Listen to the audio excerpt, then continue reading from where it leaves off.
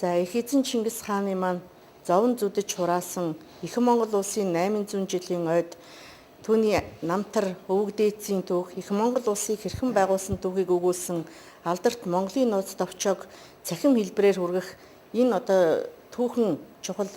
ажилд оролцож байгаадаа их баяртай байна. Түүний дээр энэ одоо бүтээлийг бүтээхэд Монгол улсын нэртэй эрдэмтэн, зохиолч, хөгжмийн зохиолч, зураач энэ сайхан одоо хамт олон бүрдэж орсонд бол бүр их баяртай байна.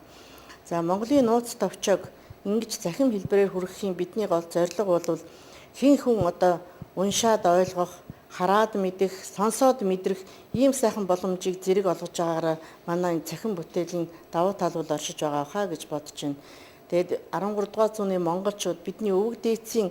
амьдарч байсан амьдралын хэв маяг тэмцэж явсан тэмцлийн түүхийг өгүүлсэн олон 10 бүтээл гардаг боловч зарим талаар бас түүхэн үйл явдал өмссөн хувцас хэрэгжилсэн эдгэл хэрэглийн талаар алдаа мадагтай зүйлс гарах нь бас цөөнгүй байдаг юм. Тэгэхээр миний би өөрийн мэдэх чадхын хэрээр